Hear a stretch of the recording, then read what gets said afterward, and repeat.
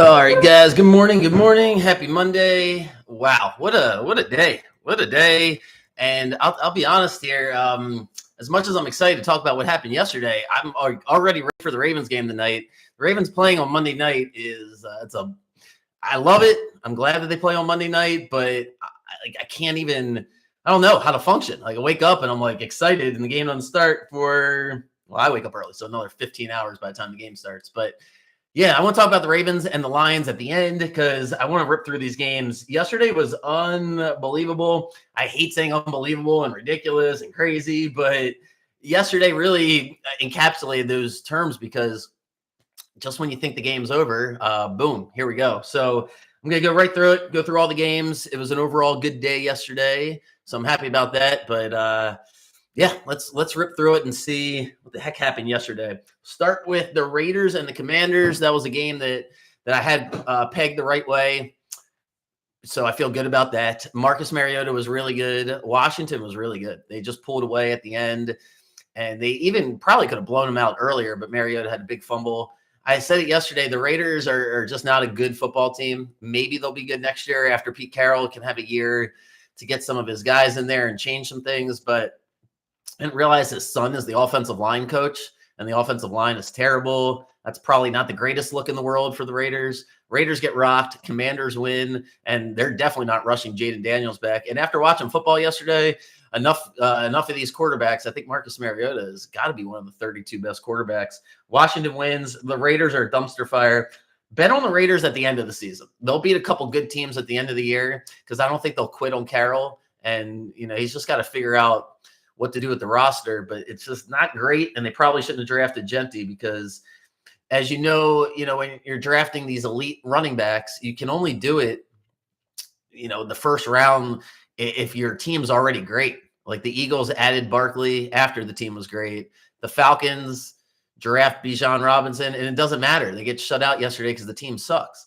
And it's the same thing, with the Raiders with Gentry, where the team's just not good enough.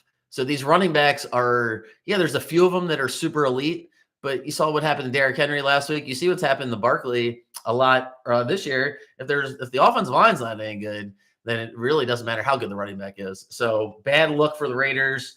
Not great for them moving forward. Tough to be a Jets fan yesterday. Easy to be a Bucks fan. If you're betting on the Bucks, that's a different story. Yesterday, as they're up 26-20, about to make a field goal. Already missed one earlier in the game.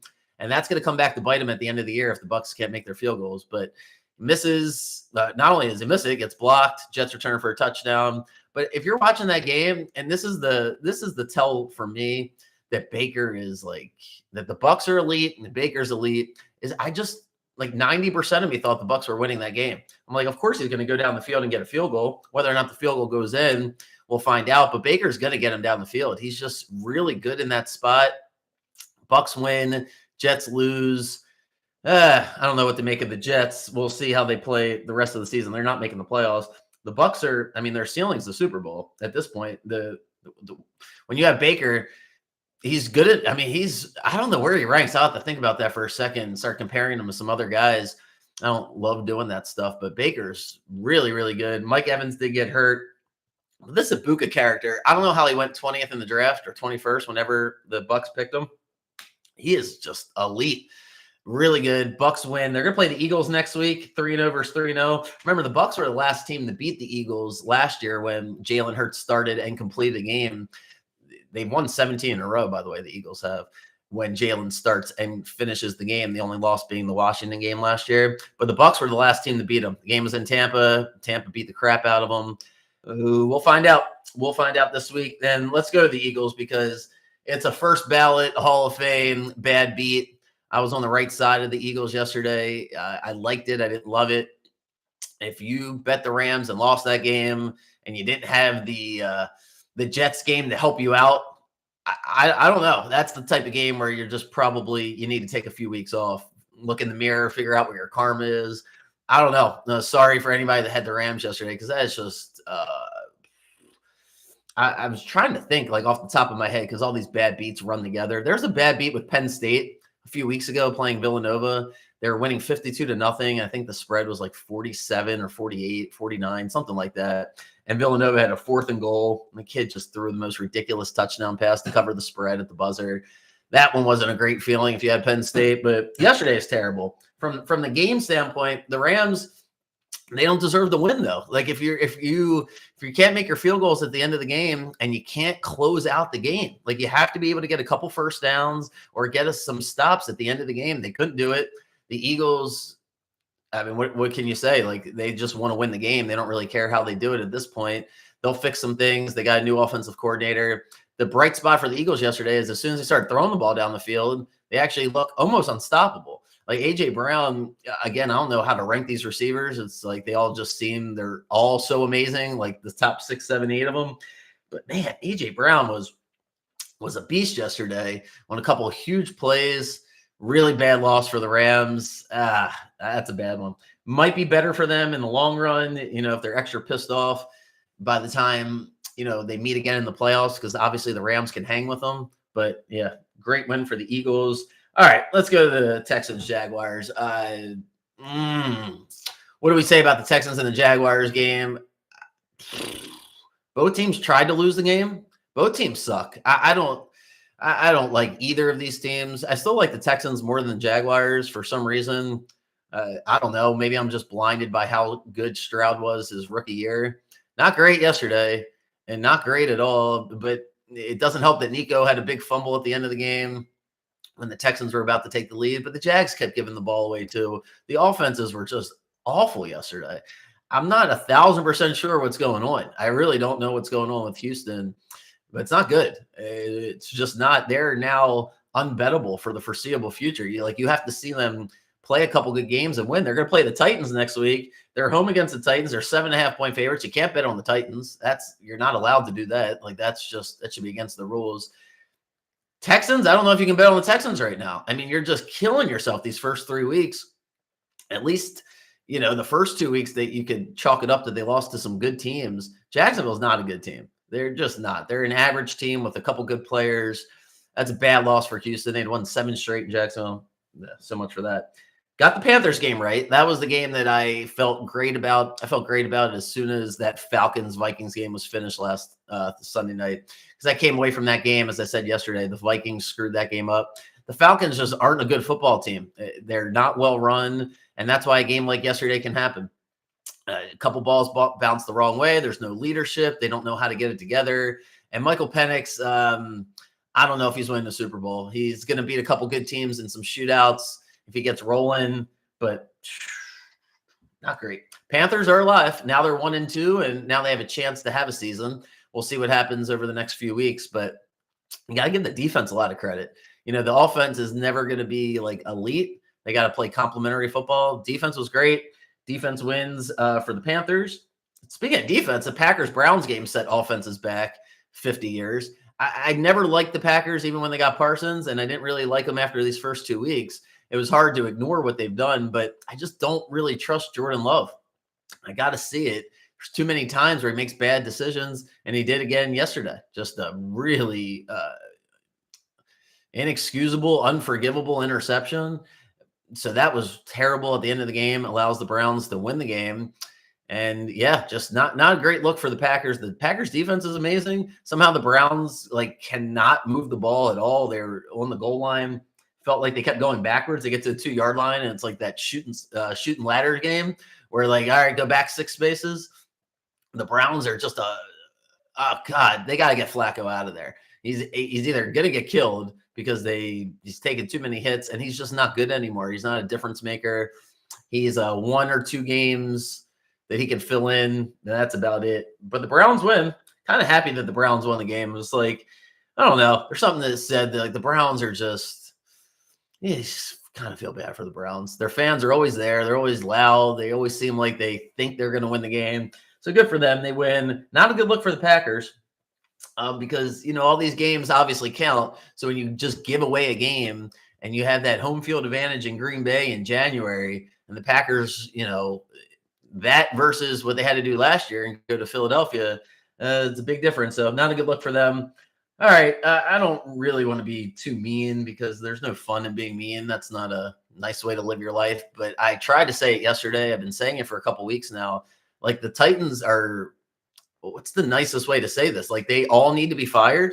Like that's the nice way I can say that maybe they'd be better off in different organizations and different roles. I'm sure they all know more football than I do, but wow, they don't know how to run a team. They don't know how to get organized. There was a sequence yesterday where they got a delay a game after timeout, which when the coach tried to explain afterwards is just like laugh out loud funny stuff. Like it's really bad what's happening with the Titans.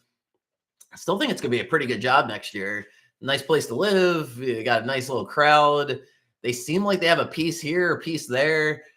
I don't know, but maybe Cam Ward's good. Maybe he's not. You see flashes where you're like, yeah, this guy's going to be elite. And then other times where you're like, is it him or is it the situation? But the Colts roll.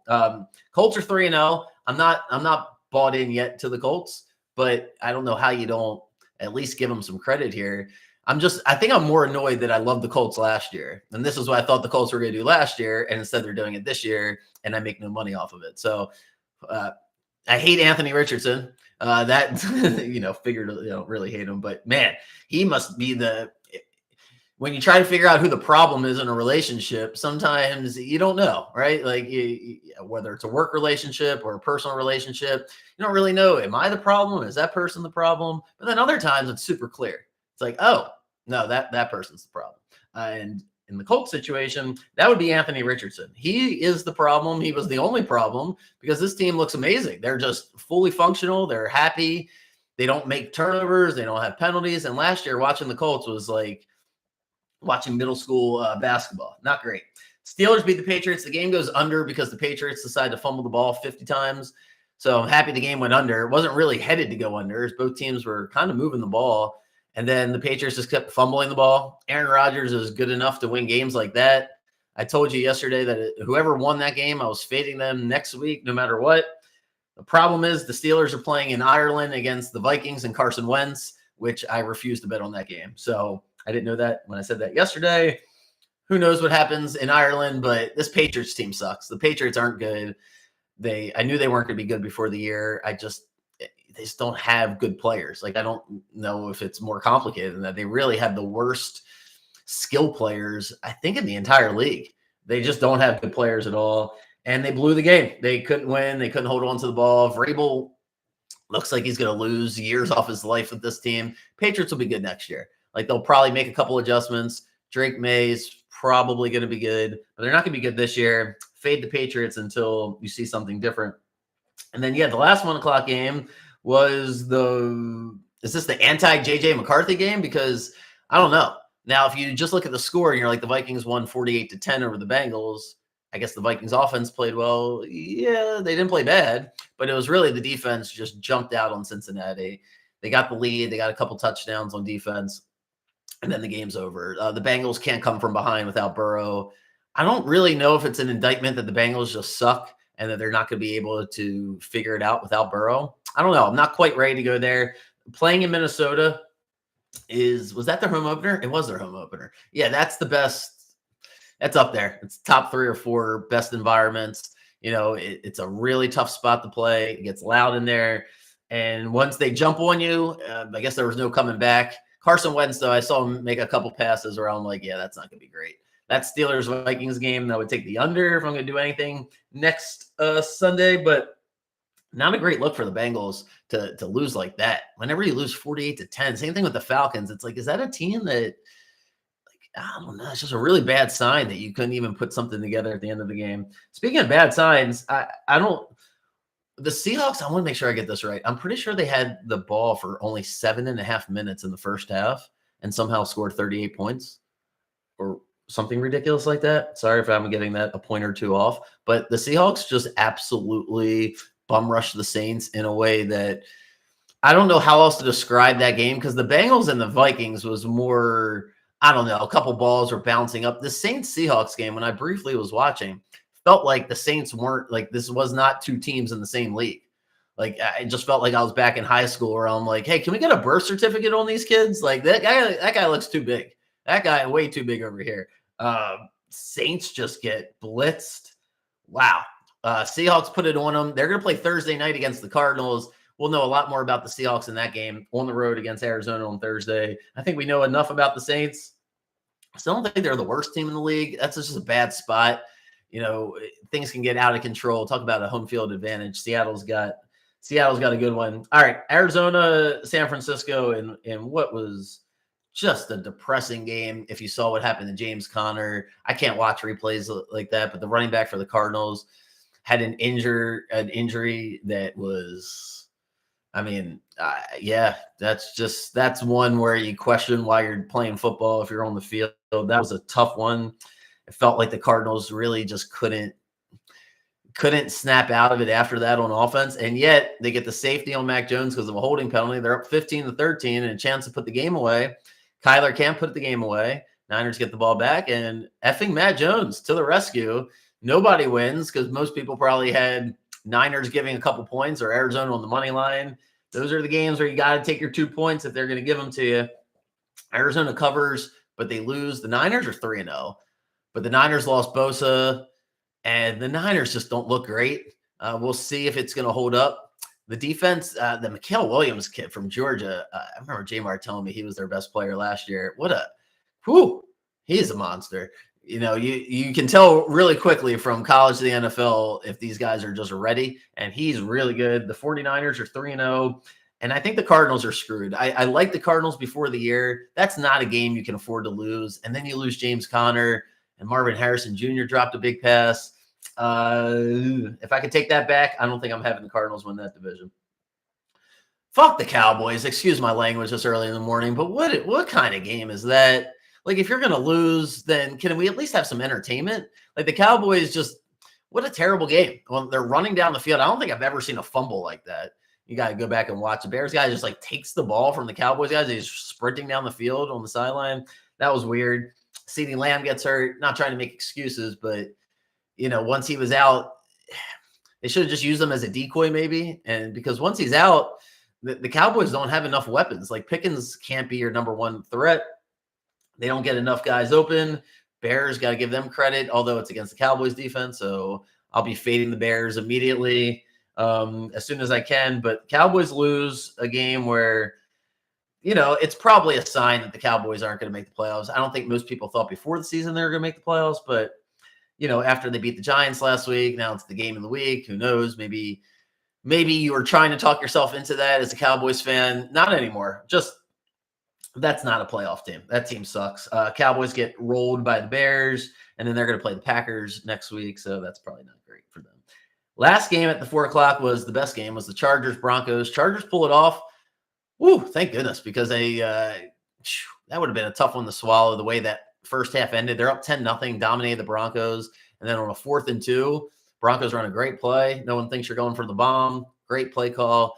And next thing you know, the Broncos are up 20-13, and they're down in the 4th quarter. Their defense is playing great, and Herbert just makes enough plays. Herbert grew up a lot yesterday. That's a really, really big win for the Chargers. The best way to describe that game yesterday is that's a game the Chargers never win. Like, if you watch football, that's just not a game the Chargers win. They don't win games like that. So for them to win that type of game.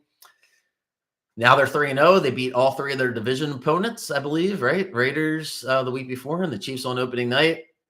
Can't start better than that when you're 3-0 in the division. And the Chargers play the Giants next week. Staring at 4-0, although, you got to be careful. But, yeah, the Chargers off to a great start. And Harbaugh, the best compliment I can give Jim Harbaugh as a coach is that his teams don't do anything stupid. How many times do you watch a football game and it's 3rd and 16 or whatever, and you're on defense and you stop the other team and then there's a flag for illegal contact when meanwhile the team wasn't even trying to get the first down, but yet there's illegal contact or hands to the face or one of those I call them mental mistakes where you just don't need to do that and just have some awareness of what's going on in the game. Harbaugh's teams always seem prepared, always seem disciplined. Great win for them. They did lose Najee Harris. I don't mean to be a jackass because he just got hurt, but I don't think that's really a loss. I don't think he's that good. I think the young kid, Hampton, should get some more touches now. Chargers offensive line's not great. Broncos defensive line front seven really was dominant.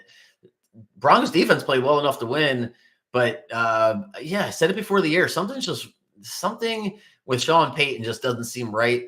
I don't like how much praise he gives Bo Nix as if it's like he's trying to speak into existence. He doesn't really believe it. It's too much. Bo Nix is like Drew Brees. It's like, no, Drew Brees is Drew Brees. Like, I don't think there's any Drew Brees. Like, that ball was out quick. The Saints had 35 different weapons. It felt like they were a fantasy nightmare when you were playing fantasy football back then. Like, who's the ball going to go to? And, not everybody can just process things that fast. Feels like Bo Nix gets overwhelmed. His best plays are when he's rolling out, and he's like really tough on those scrambles. All right, Chiefs Giants last night. Whew, I got to breathe more during this. I got to take some breaths. All right, Chiefs Giants. If you stayed up, that's your fault to watch that game. Wow, Chiefs are like unwatchable. Like really, just not fun team to watch. Ugly game, sloppy game. The Giants, they go from this Russell Wilson thing is just not, it's not tenable anymore. He was great in week 2. He just was bad yesterday, like so bad. The Giants could have won that game. He can't throw an interception at the end of the half like that, and then the Chiefs get their 3 points. And then what he did on the last drive of the game, if you didn't see it, those last 4 plays of the game where people are, the Giants are trying to stay in the game. People want to cover a spread. Can you give people some entertainment? Give them a chance. Like Russell Wilson's out here throwing the ball away. Like it's the end of the game. And he's throwing the ball out of the end zone on 4th down. Brutal, brutal, brutal for me who like the Giants before the season starts. I don't know. I mean, a season's not over after 3 weeks. And the Giants make enough plays where it's like, yeah, they technically could have won 2 of 3 of these games, 2 out of 3 of these games, but they didn't. And I don't know. The team just feels better when Dart comes in. Russ, it's just, I guess it might be his time. Yeah, Giants, not great. Chiefs going to play the Ravens next week. Look, predicting the Ravens Lions game tonight's hard enough. So to predict what's going to happen, Ravens Chiefs next week, I'm not sure. But this Chiefs team doesn't scare me. That much I know. Like, wow, we have a chance next week to really put our foot on their neck. So I can't wait for that game next week. I'm going to spend a couple minutes here on the Ravens, but if you've been listening long enough, I will not bet the Ravens. I won't bet. Maybe I'll find a prop or two if I really like it. But this game is, I don't know what to make of this game. I really don't. I can't imagine a world where the Ravens aren't scoring 30, 40 points because it's like, how good is this offense? It's amazing. They look like they're unstoppable. They're just running up and down the field against the Bills. And then they don't even play great last week, but they score all those points against the Browns. And they did it both ways with Henry, with the throws in different weeks. So what the hell are the Lions even going to do tonight? Like, what do they think their game plan is? I don't know. The only thing that makes me a little hesitant that the Ravens blow them out is that the Lions have some elite players on defense at all 3 levels. They got Hutchinson, who's really, we better take care of him. We better take care of him a lot better than we attempted to take care of Garrett last week. And then Branch in the secondary, not named Kyle Hamilton. He's probably the next safety you want, the McKinney guy in Green Bay, but Brian Branch is tough. And the Lions are just, they got guys. They got the big guy, McNeil in the middle, who's going to try to clog it up. Kirby Joseph in the back end. It leads the league in interceptions for the past 3 or 4 years combined. So the intangibles are working against the Ravens because the Lions came to Baltimore a couple of years ago and we absolutely kicked their ass. Like this is the extra game this year, right? The Ravens are, what division are we playing this year? No, just are we playing the Falcons this year? Oh my goodness, how am I doing that off the top of my head and just forgot what NFC we're playing? Sorry. No, it is the North. I'm sorry. It is the North. Whenever the last time the Lions came here, maybe the last time the Lions came here, we do play the Vikings, the Bears, and the Packers. Sorry about that. Anyway, I think the last time the Lions came here, maybe that was like the extra game. Whatever it was. The last time the Lions came here, we bum rushed them. Lamar was amazing. And I just remember seeing those stats about how good Lamar is against NFC teams, just completely ran all over the Lions. So a lot of those guys are back for the Lions. They have that bad taste in their mouth and they're the underdog and nobody really thinks the Lions are going to win this game. The conversation amongst the national media is 4.5 points? Should it be 5? Should it be 6? Will it be a tight game, or will the Ravens blow them out? You're not getting a lot of people who are ready to stick their chest out that the Lions are going to win this game. So that makes me nervous.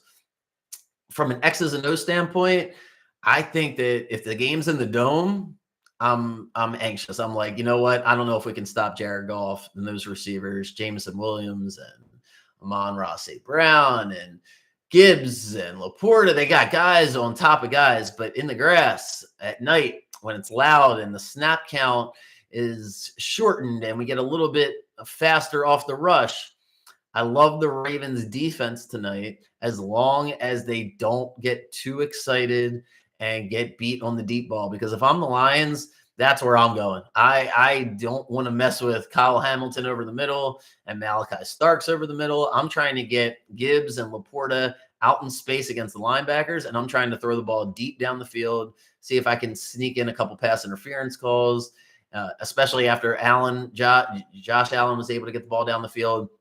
If I'm the Lions tonight, I got to come out no huddle, aggressive, because if we can get them in 3rd and 6, I think it could get ugly for the Lions. I love the Ravens if they can get them in 3rd and 6. I'm very curious to see what the game plan tonight is for the Lions. On the other side of the ball, as I mentioned, the Lions have some playmakers, and they're going to be excited, and they want to have some pride because of what happened last time they played us. I don't think any of that really matters. The Ravens are so good. I haven't gotten adjusted to it. You know, if you're a lifelong Ravens fan, maybe you can help me out here. I don't know how to process. You think the Lions are going to? Oh, there you go. Well, someone thinks the Lions are going to win. I don't think I've been able to process how the Ravens play football now. Like when you watch something for, God, it's been like 3 years now that the offense has been elite. Because even in 2019, when the offense was elite, it wasn't, you still kind of felt like we were running the balls, the Greg Roman offense. I don't know how to root for the Ravens and process watching games when we are the best offense and like trying to go into the game thinking about how are we going to win the game? Like what should be our game plan? And now I just find myself always thinking, what's the other team going to do to stop us? Like if I was that other team, how would I game plan against the Ravens? Maybe got to go back to the zero blitz that Flores, when he was with the Dolphins, threw at Lamar early in his career, and just maybe Lamar makes a bad decision. Because if you're going to give him time back there and that the middle of the pocket doesn't collapse on him, it's unstoppable. And you're going to get Derrick Henry on Monday night, who, always motivated, always in great shape, probably a little extra motivated. I don't know where that ranks last week on his worst games of his life, but it's probably in the top 10 to just get bum rolled like that. And I just think that you would imagine that the Ravens would want to come out with Derrick Henry, establish the run, and control the pace of the game. I don't think the Ravens care whether or not they have the ball for 35, 40 minutes the way they did 4 or 5 years ago, because they have that instant offense. But you still have to remember when you're going to the game, everyone thinks it'll be high scoring. But when you're playing against the Ravens, you want to control the clock. So the other team, they're going to want to keep the Ravens off the field. And because the Lions are an elite team, the Ravens, like I said, they don't, I think they can play it either way. But yeah, there's something to be said for let's keep Jared Goff off the field tonight. So I don't know. Sorry if that was a little bit of a word salad, but I don't know if I'm jumping on the over tonight, especially when the money is going to be on the over. And put it to you like this. If you want to bet the over, you should wait till about 7:30 tonight, because as everybody's analyzing the game and going through it, you're going to want to play all your fantasy players. The total, I imagine, would go up. So if you do like the over, maybe hold off until closer to game time. I won't say that the Ravens are going to blow them out. I hope they do, but I don't want to jinx anything. If I have any props, I'll put them out there later today. I'm trying to think if I missed anything. No, I'm going to do some Orioles here. I'm trying to stay positive, so that's why I didn't want to comment on Mike Elias's promotion. I figured I would do that when I was in a better place to say something positive. So I'll be doing that here probably in a couple of days as the season wraps up. Oh, and that was one thing I wanted to say. I was talking with J-Mart on Friday. I made it sound like there was no good races in baseball. Then next thing you know, the Tigers are imploding and the Mariners sweep the Astros. And now actually the last handful of games of the year, there are some good races. So if you're betting on baseball right this second, there's probably some good value. just be careful about just betting on the bad teams. There's difference between a bad team who is, basically done with the season. They're disappointed, the Orioles, or a team that, might feel pretty good even though they're out of the playoffs because it was, maybe it's a positive end to the season. Anyway, I'm here if you have any questions about baseball. If you're betting on it, feel free to run it by me. All right, I'm out of here. I'll see you guys on Thursday. Good luck. Go Ravens. And cool. All right, have a good day, guys.